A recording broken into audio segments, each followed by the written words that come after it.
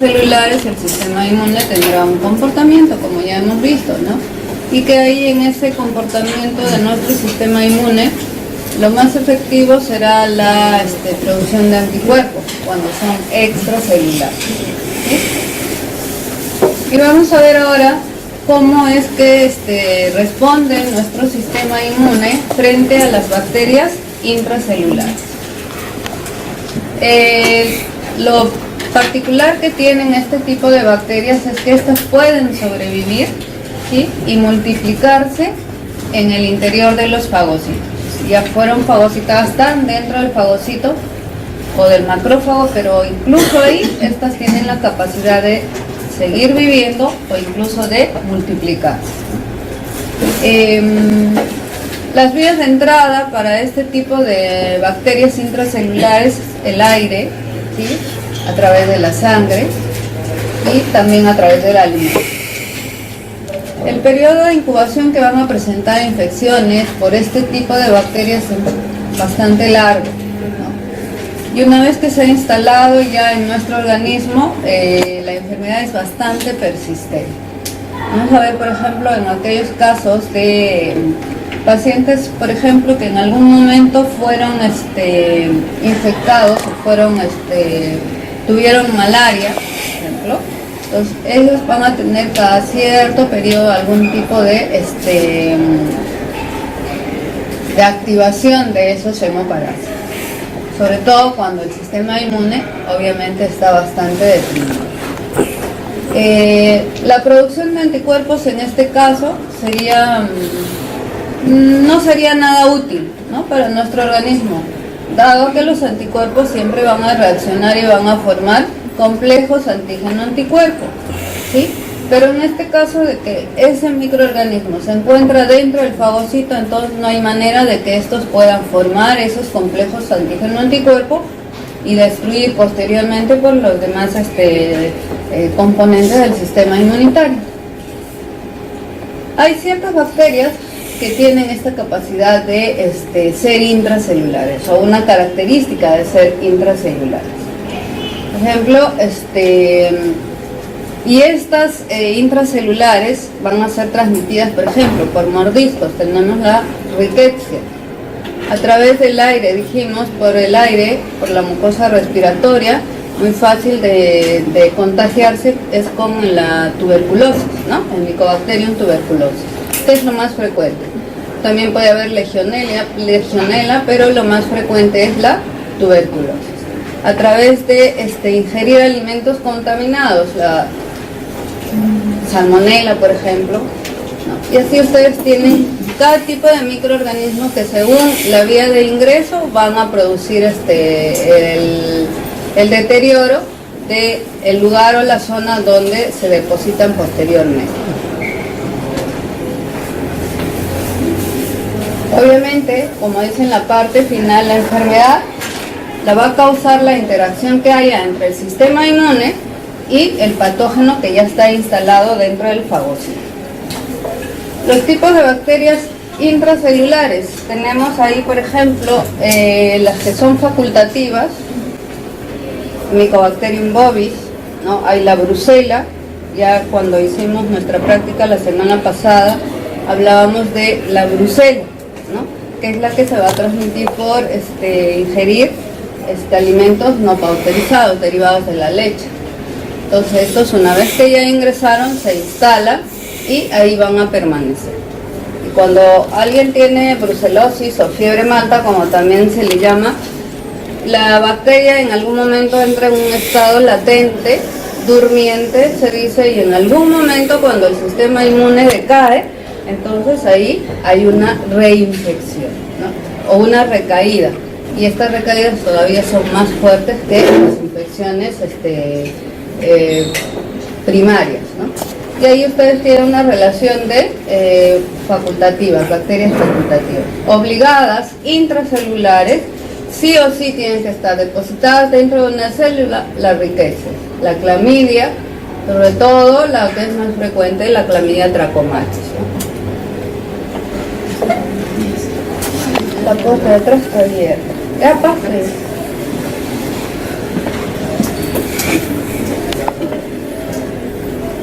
cómo es que va a actuar entonces nuestro sistema inmune frente a estas bacterias intracelulares? La eliminación va a depender mucho del mecanismo de inmunidad que va a estar regulado por los linfocitos T. ¿No? Acuérdense que son los linfocitos T los que van a tener otro tipo de mecanismos que son los que van a tratar de destruir el patógeno o la célula infectada en todo caso, sin la participación de linfocitos B con la producción de anticuerpos, ¿no? Decíamos que la producción de anticuerpos sería un poco por gusto, porque no va a hacer ningún efecto ante estas células infectadas, ya que dentro de los fagocitos estas bacterias van a ser bastante resistentes a la destrucción. Para que sean detectadas, acuérdense ustedes que existe el complejo mayor de histocompatibilidad, ¿no? Entonces, nuestro sistema inmune no reaccionaría si este complejo mayor de histocompatibilidad no las presenta o no presenta los componentes antigénicos de estos intracelulares en la membrana o en la superficie de las células. De esa manera van a ser reconocidos y luego destruidos, ¿no? Los antígenos presentados en el complejo mayor de histocompatibilidad ya saben que presentan a las células TCD4, ¿sí? Y van a activar los fagocitos, mientras que los que presentan o están presentados por el complejo mayor de histocompatibilidad 1, entonces tendrán que activar a los linfocitos T CD8, ¿sí? Todas estas tipos de respuestas, ya sea por el TCD4 o el TCD8, son lo fundamental para poder destruir aquellas células que están infectadas por estos microorganismos intracelulares. ¿Y cómo es que se presenta esta patogenicidad de estas bacterias intracelulares? Mayormente se dice que la infección está separada de la enfermedad. O sea, el microorganismo puede estar presente ahí intracelularmente, pero no causa esa enfermedad en potencia, digamos, ¿no? Por algo les decía antes que muchas de esos microorganismos permanecen en un estado latente o durmiente. La infección es bastante resistente frente a la respuesta inmune. Por lo mismo que no hay esa ayuda de los linfocitos B directamente con la producción de sus anticuerpos, que irían dirigidamente o específicamente a ese antígeno, entonces esta infección se hace más persistente y más resistente a la respuesta inmune.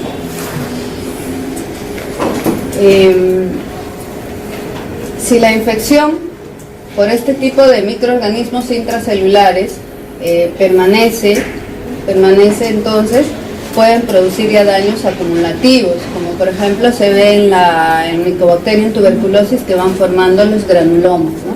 Ellos se encierran en gran cantidad y se rodean del citoplasma y todo, pero como que ellos utilizan ese tipo o manifiestan eso como un mecanismo de defensa para ellos mismos. Englobarse y formar, unirse la mayor cantidad de esos microorganismos y están encapsulados, digamos, para que puedan resistir a cualquier tipo de actitud de nuestro sistema inmune. Señorita Fernández, ¿qué hace? Hay bacterias que son intracelulares facultativas, es decir, pueden sobrevivir intracelularmente o de repente por periodos escasos pueden estar fuera de la célula hasta que lleguen a ocupar esa célula donde infectan, ¿no? En cambio otras que sí son obligadas necesariamente desde que ingresan a nuestro organismo por cualquiera de los métodos que pueden ingresar estos, ya sea por picaduras, por mordeduras, directamente tienen que irse ya a depositarse dentro de las células o de los fagocitos para continuar su supervivencia dentro de estos, ¿no? Es muy frecuente, les decía, hablar, y por eso hablamos un poquito de la tuberculosis, porque es la que se presenta, digamos, más cotidianamente, ¿no? Imagínense ustedes que alguien que está con la tuberculosis simplemente estornuda, va a liberar aerosoles en gran cantidad y esas microgotitas van a ser inhaladas por otras personas que están a su alrededor, ¿no? Entonces De ahí que dice que cada 8 millones de nuevos casos se dan cada año y 2 millones de muertes, ¿no? Entonces es un bacilo que es bastante fuerte, bastante resistente, y ahora se ve en este caso, por ejemplo, que los esquemas de tratamiento ya no son tan efectivos porque hay muchos multidrogos resistentes. A cada esquema que se les presenta, estos presentan resistencia, ¿no? ¿Y de acuerdo a qué? ¿Por qué? O porque los micobacterios son estructuralmente son bastante complejos. Entonces, y el sistema inmune de esas personas ya no ayuda tampoco a responder frente a esos tratamientos. Este Mycobacterium es un bacilo aerobio obligado, ¿sí? Y va a preferir pues instalarse en los tejidos donde haya mucha presión de oxígeno. Por eso una tuberculosis, la clásica o donde se origina la tuberculosis es en el pulmón, ¿cierto? De ahí sí puede ir y diseminarse a cualquier órgano. Puede haber una TBC renal, una TBC intestinal, ¿no? Pero lo clásico o su primer contacto es a nivel del pulmón. Estos micobacterios, igual que cualquier otro tipo de los microorganismos intracelulares, tienen que ser reconocidas también por las células T, ¿no? Y tienen pues una larga incubación, periodo de incubación, permanecen en un sistema durmiente y forman granulomas, que estos de esta manera formados, con esta consistencia que tienen estos granulomas, van a tener una larga duración, ¿no? Van a ser difíciles de poder destruir esos granulomas que ya se formaron. Entonces, ¿por qué son tan resistentes estos micobacterium a la acción de nuestro sistema inmune? Por esos componentes glicolipídicos que tienen en su membrana, en su pared bacteriana. Tanto es así que creo que les mencioné también que cuando uno hace la coloración básica o clásica, que es para la observación del bacilo de Koch, que es el causante de la tuberculosis, hay que hacer un proceso de calentamiento del extendido con el colorante necesario para que pueda disolver esas capas lipídicas que tiene y pueda ingresar y penetrar para poder ser observado al microscopio, ¿no? Entonces es bastante resistente. De ahí es que se está dando ahora, como les vuelvo a repetir, esa multiresistencia a los antibióticos que reciben estas personas como esquemas de tratamiento. Entonces, estas micobacterias contienen pues abundantes glicolípidos que les hace bastante resistentes, ¿no? Generalmente son reconocidos por el sistema inmune innato, ¿sí? Y hacen de que el micobacterium, cuando está utilizado junto a un adyuvante, entonces puede ser efectivo y usado como una vacuna, ¿no? Lo que hace el adyuvante es captar el material antigénico, captar partes del micobacterium y los lleva a depositar en los macrófagos. Los fagocitan y lo que hacen es estimular también para que se inicie la activación de las células T antígeno específicas. De ahí que ya se utiliza, por ejemplo, el Bacillus calmette-guerin, que es el que se utiliza como BCG y es el que nos colocan como vacuna para prevenir el Mycobacterium tuberculosis, ¿no? Entonces la vacuna BCG, ¿sí? Es una cepa atenuada de Mycobacterium bovis, que es llamada también Bacillus calmette-guerin, y se utiliza como una vacuna viable. Cuando hablamos de vacunas, y vamos a ver que nuestro siguiente tema es de inmunización, es porque las vacunas tienen mucho que ver con las respuestas inmunes. ¿Para qué nos colocan una vacuna? Para que nuestro organismo comience a formar anticuerpos contra esos componentes de esa vacuna. Y en algún momento, si uno se infecta, por ejemplo, si topa o tiene contacto con pacientes que son tuberculosos, entonces va a tener sus propias defensas, porque ya el sistema inmune reconoce a ese micobacterio y se va a proteger, ¿no? Entonces, claro que no es una vacuna que va a proteger completamente, ¿no? Pero sí, al menos va a atenuar esa infección que pueda haber por el contacto con pacientes con tuberculosis. Otra de las bacterias son los listeriosis o las listeriosis, que producida por la Listeria monocytogenes, que es un anaerobio facultativo, es gram positivo, y generalmente afecta al ganado, muy raramente al humano, ¿no? Y tuvieron que utilizar otro tipo de animalitos para que puedan investigar y poder ver si se obtiene una vacuna, por ejemplo. El factor de virulencia de esta listeria es la listeriolizina, ¿no? Cuando estos liberan estas lisinas, son las que van a poder permitir de que esta listeria, por ejemplo, se escape al efecto de la formación del fagosoma en el citoplasma. Acuérdense que cuando hay fagocitosis, primero se dará el reconocimiento, ya la célula está dentro del citoplasma del macrófago, y cuando está ahí forma un fagosoma. Pero lo que hacen estas listerias es, liberando esta listeriolizina, evitar que ese fagosoma se forme y no pueda ser eliminada fácilmente o destruido dentro de esa célula o dentro de ese macrófago. Provoca una infección aguda que va a terminar tras la activación de los linfocitos T. Mientras no se activen estos linfocitos T, entonces esa infección va a persistir en forma aguda dentro del organismo que está infectado. Otra de ellas también es la salmonelosis, que es muy común también, ¿no? Generalmente por el consumo de alimentos contaminados, y pueden haber las diferentes especies. Esta salmonela lo que hace, una vez ingerida en alimentos contaminados, va a atravesar la pared intestinal y entonces ahí puede producir una bacteriemia. Cuando produce la bacteriemia es que se produce la fiebre, y la fiebre es una de las respuestas de nuestro sistema inmune como un sistema o como un mecanismo de defensa. A mayor temperatura, menos será la reproducción de esas bacterias, ¿no?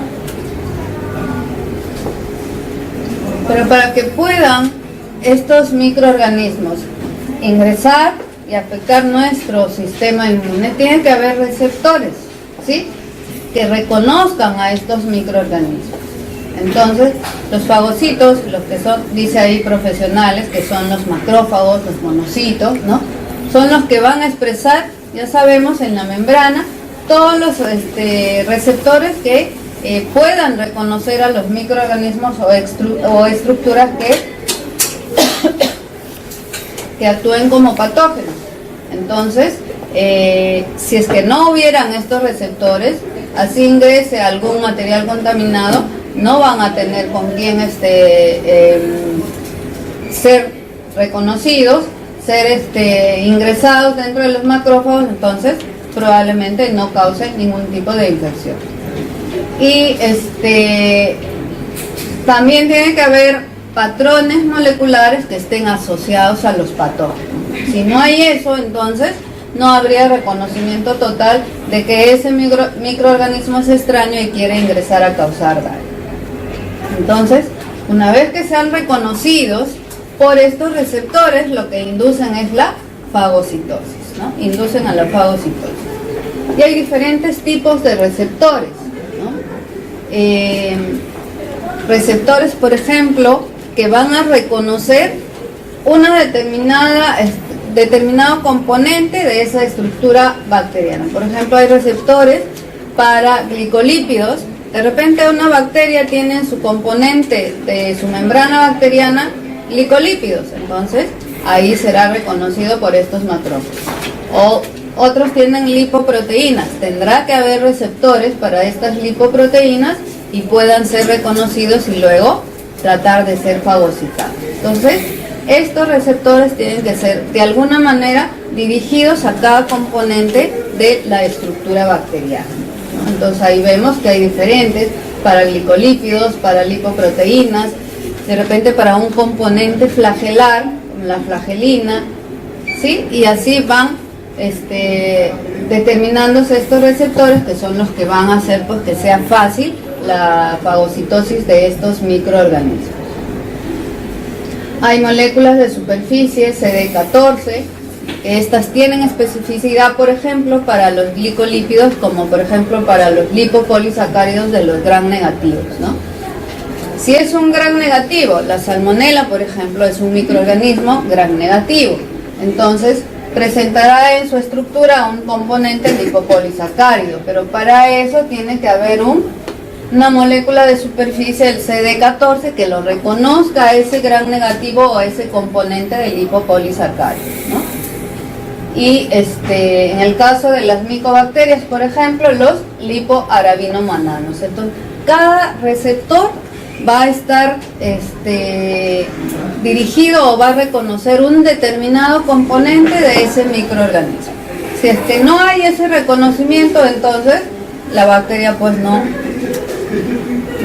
cumplirá ese propósito de querer hacer daño a nuestro organismo o de instalarse dentro de una célula adecuada, ¿no?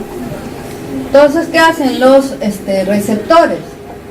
Van a producir la unión y la endocitosis entre los receptores. Dice basureros porque son los que van a tener que estar acumulando todo lo que tiene los componentes de esa bacteria para que puedan ser reconocidos, ¿no? Y hay los CD14 y los que van a ser receptores de manoso.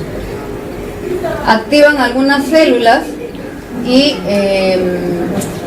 las células endoteliales y epiteliales en el intestino también son las que se van a activar. Entonces, cada componente reconocido de un microorganismo es porque existe ese receptor correspondiente. Una vez que sean reconocidos, entonces se estimula la liberación de las células que van a cumplir esa función de destrucción del microorganismo. Hay ligandos, ustedes ven ahí diferentes letras que vemos, TLR2, TLR3, bueno, son ligandos que también van a cumplir esa función de poder realizar esa interacción que haya entre los ligandos y los fagosomas, por ejemplo, ¿no? Entonces, si no hay eso, tampoco se daría una buena respuesta dentro de esa célula que está infectada por ese microorganismo intracelular. Y hablamos siempre de que cuando ya se presentó ese microorganismo, está dentro de la célula, el objetivo principal es fagocitar, tratar de destruir a ese microorganismo, ¿no? Entonces, lo que hace el macrófago, por ejemplo, cuando ya tiene a ese microorganismo dentro, formar principalmente ese fagosoma, ¿no? Unir, tratar de englobar a ese patógeno, ¿sí? Y formar ese fagosoma. Pero hay actividades que de repente pueden ser un poco insuficientes para la destrucción total, ¿no? Por ejemplo, si hay un pH neutro, no sería muy adecuado para poder completar la destrucción de ese patógeno. Entonces, hay ciertos comportamientos que tienen que darse para que esa fagocitosis sea la adecuada. Cuando ya se forma ese fagosoma, es más fácil de poder ser destruida ese microorganismo intracelular.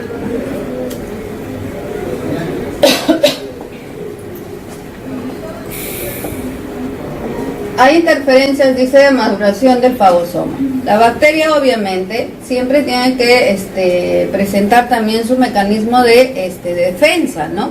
Y poner algún tipo de resistencia frente a las actividades que va a cumplir el sistema inmunológico, ¿no?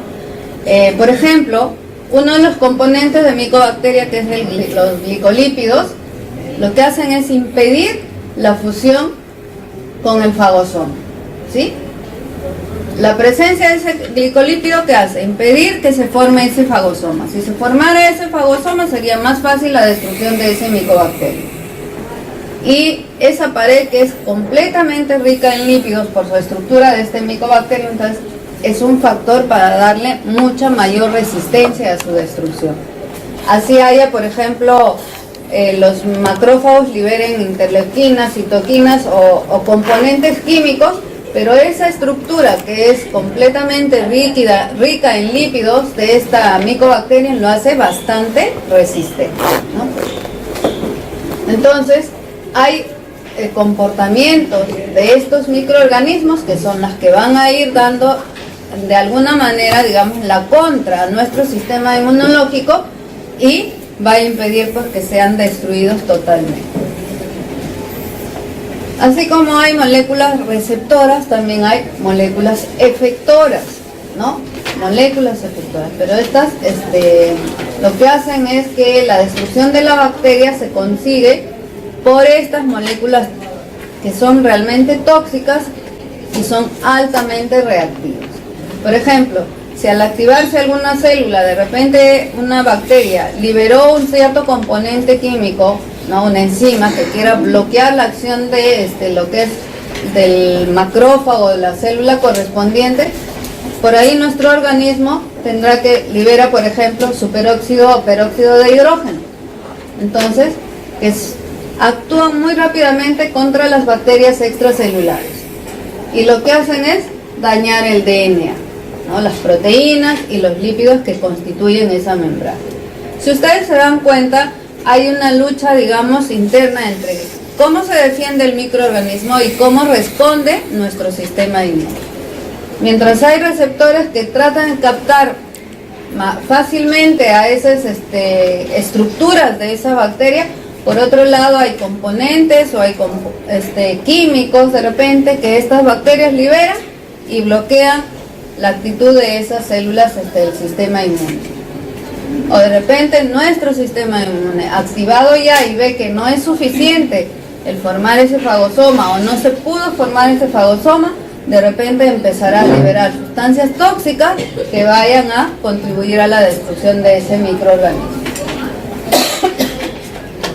Y no todas las bacterias o los microorganismos se comportan de la misma manera, ¿no? Y ya está por demás, ya sabemos esto, que la inmunidad innata da principalmente por la fagocitosis, pero en la cuestión de estas bacterias lo que hacen es poner resistencia a esta fagocitosis, ¿sí? Ponen resistencia a esta fagocitosis a ser destruidos, pero pueden sobrevivir con mucho tiempo en el interior de estas células fagocitadas, ¿no? Pueden también activarse las células natural killer, que son las que estimulan, por ejemplo, la producción de interleuquina 2, ¿no? Y estos son los que se van a encontrar o activar a los macrófagos o a las células dendríticas, ¿no? Las células natural killer producen interferón gamma. ¿Y qué hace el interferón gamma? Activar al macrófago para que destruya las bacterias que ya han sido fagocitadas. Entonces, se dará pues una respuesta de un poco inmediata, mucho antes de esta respuesta adaptativa, ¿no? Pero todos son secuencias, y como les vuelvo a repetir, mientras la bacteria libere algo que haga daño a nuestro sistema inmune, el sistema inmune libera algo que sea o que vaya contra de ese microorganismo, para ir bloqueando las actividades o las actitudes o el comportamiento de ese microorganismo y no permitirle que éste se siga multiplicando o que este microorganismo siga infectando la mayor cantidad de células. Dice ahí fagocitosis profesionales. Hay células que desarrollan esa fagocitosis con bastante muy desarrollada es su actividad para la fagocitosis. En cambio, si hablamos por ejemplo de los neutrófilos que están a nivel de nuestro torrente sanguíneo, estos hacen una fagocitosis, pero digamos una fagocitosis muy básica, ¿no? Que lo que hace es tratar de captar a esos patógenos que ingresan, pero de repente no lo pueden destruir totalmente, ¿no? En cambio, ya hay otro tipo de células, ustedes saben, los macrófagos, los monocitos, van activándose y son los que van a cumplir con mayor, como dice ahí, con profesionalismo esa acción de fagocitosis.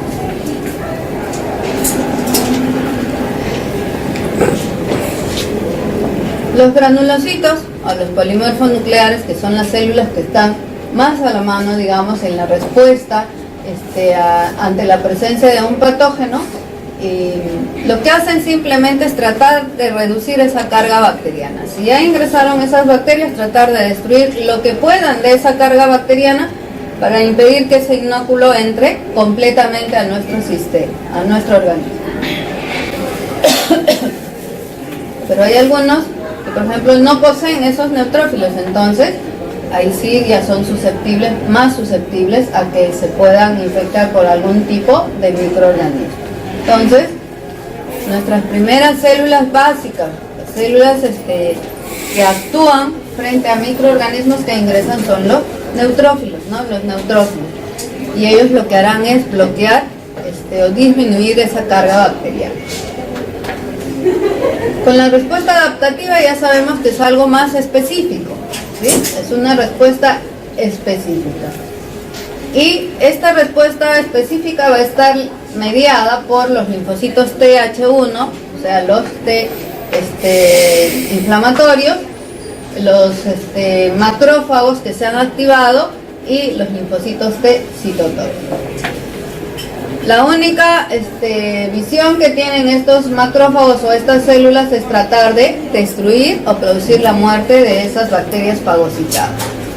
¿Y cómo lo hacen? Activando estos macrófagos. Y hemos visto que cuando estos macrófagos se activan, liberan, estimulan la formación de otros componentes y pueden dañar a este patógeno.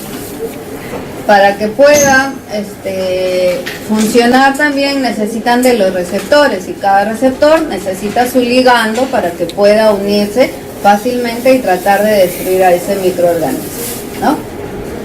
En el caso de la destrucción de células infectadas, eso sí es exclusivamente función de los linfocitos T, CD8 que son los citotóxicos, ¿no? Entonces, cada componente del sistema inmunitario es el que responde de alguna u otra manera según corresponda a sus funciones ante el actuar o el comportamiento de los microorganismos. 8 según sea el caso de el agente patógeno, ¿no? Agente patógeno dice citosólido. Simplemente lo que hace el macrófago es degradar ese citosol, ¿sí? Y esos péptidos van a ser presentados por el complejo mayor de histocompatibilidad 1, van a ser presentados a los linfocitos T, CD8 y luego ya se produce el efecto que va a realizar la célula presentadora tratando de destruir al patógeno. Y si son patógenos intravesiculares, es decir, que están encerrados dentro de esas vesículas, entonces el macrófago tendrá que actuar a través de la presentación del complejo mayor de histocompatibilidad 2, presentarlo al TCD4 y luego activar para que se puedan producir las otras funciones. Los linfocitos T no convencionales. Estos están relacionados exclusivamente con el complejo mayor de histocompatibilidad, ¿no? Entonces, cada tipo de célula tiene sus componentes con los cuales estos van a responder, ya sea liberando interferones o de repente interleuquinas o de repente tratando de inducir a la formación, por ejemplo, de ciertas estructuras como los granulomas, que son las que van a de alguna manera hacer una en un determinado lugar, dejarlo ahí a esas bacterias para que no se sigan proliferando, ¿no?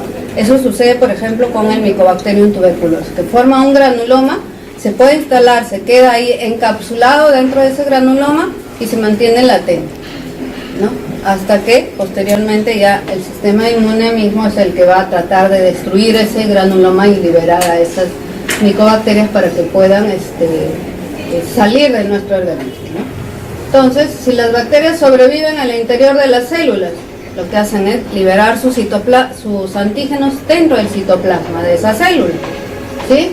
Y como ya están liberados estos antígenos en el citoplasma de esa célula, lo que tienen que hacer es, complejo mayor de histocompatibilidad, presentarlo a la superficie de la célula correspondiente. Entonces, estas células ya que han sido capaces de presentar a estos antígenos hacia la superficie son los que activan, por ejemplo, a los linfocitos TCD8 y producir la destrucción de esa célula infectada. Estos CD8 lo que hacen es ya destruir al macrófago y a las bacterias que lo están infectando y pueden producir interferón gamma, por ejemplo, que actúa a esos macrófagos que están alrededor de esa célula infectada, ¿no?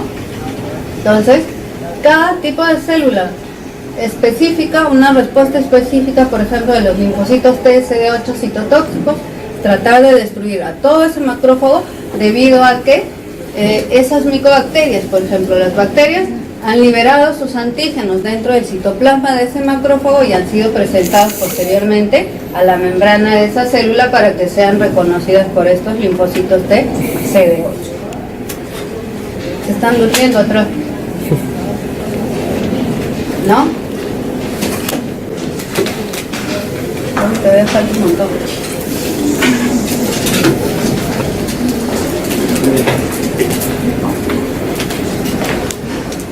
Nos dice acá que la respuesta inmune a bacterias intracelulares, que es lo que estamos viendo hasta ahora, va a estar coordinada por los linfocitos T, CD4 inflamatorios, es decir, por los TH1, ¿no? Entonces, cuando este TH1 se ha activado, ¿sí? Cuando este TH1 se ha activado, puede inducir a la liberación de interferón gamma. Ya sabemos que necesita un ligando para que pueda funcionar también, y lo que hace es activar a los macrófagos, ¿no? Para que estos destruyan a esas bacterias que ya han sido capturadas. Ya las tienen capturadas, entonces a través de ese interferón gamma es que van a tratar de destruir. Por otro lado, si esta célula TH1 está activada, ¿no? Hay otro tipo de ligando acá con el interferón beta, por ejemplo, y lo que hacen es matar a las células que están infectadas, de tal manera que una vez que están destruidas estas células se van a liberar estos microorganismos. Esta célula TH activada libera interleuquina 2 o estimula la liberación de la interleuquina 2. Entonces, ¿qué hace? Induce a la proliferación de células T, que haya mayor cantidad de células T, pero que estas células T ya sean en gran número de efectores. Pueden también inducir a la liberación de interleuquina 3 o a las colonias formadoras de granulocitos y monocitos. Entonces estas células o esta interleuquina más esto van a inducir a que haya mayor cantidad de esas células en el lugar donde se está produciendo esa infección. Estimulan estas a la médula ósea para que se forme mayor cantidad de esas células. Se activan también linfocitos T más el interferón alfa, ¿sí? Acá ya se produce un proceso de diaperesis y la célula activada lo que trata es de que el endotelio vaya al endotelio y se liberen ciertas sustancias que puedan ayudar a que esta diaperesis sea la más efectiva. Y cuando hay los monocitos, las células formadoras de monocitos, la mayor cantidad de células se formarán, ¿para qué? Para que se produzca un fenómeno de quimiotaxis. Y cuando hay quimiotaxis, lo que produce es que se acumulen mayor cantidad de macrófagos en el sitio donde se produce la infección. Entonces, cada producción de una célula activada, en este caso de la TH1, el linfocito TH1, estimula la liberación de algún componente, pero esta liberación de este componente tiene una finalidad, ¿no? Tiene una finalidad exclusiva. Entonces, cada quien va a cumplir su función de acuerdo en el momento en que haya sido estimulada su producción. ¿Qué sucede, por ejemplo, cuando ese patógeno que es intracelular o todo lo que tiene ahí como componentes no son totalmente eliminados? Entonces ahí es donde se forman los granulomas también, ¿no?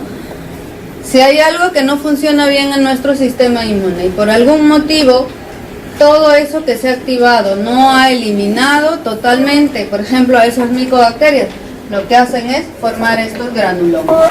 Estas de alguna manera se protegen ahí formando esos granulomas y se ponen en el centro, pero están rodeadas por linfocitos T, ¿no? Entonces van a permanecer así como pequeños tumores, digamos, a nivel del pulmón, por ejemplo, si se tratara de una de granuloma por micobacterias. Pero hay algunos efectos que también van a ser perjudiciales de la respuesta inmune. Por ejemplo, la persistencia de la infección. ¿Esto por qué? Por una estimulación antigénica que es crónica. O se activan de repente células que en ese momento no deberían activarse, pero se activan y al liberar ciertas sustancias están, en lugar de favorecer a nuestra respuesta inmune o a nuestro organismo, están complicando, ¿no? Entonces, todas esas respuestas de nuestro sistema inmune debe estar completamente, debe ser completamente secundario, y que estos se activen o liberen sustancias en el momento en que deben hacerlo, para evitar que se den esos efectos que sean perjudiciales en el caso de nuestro sistema inmune, ¿no? Y esas respuestas, por ejemplo, se forman granulomas, ¿sí? Y claro, evita la diseminación de ese componente bacteriano, pero que en algún momento, cuando ese granuloma explota, la liberación de esas, si son micobacterias, por ejemplo, la infección será pero mucho más potente, ¿no? Producen una enfermedad mucho más fuerte. Hasta ahí entonces lo que son las respuestas inmunes frente a los intracelulares, bacterias intracelulares. Y atrás, ¿están que se duermen? ¿No? ¿Ah? A ver, vamos a ver un poquito, que esto es cortito, para terminar ahora con esto, porque nos estamos retrasando.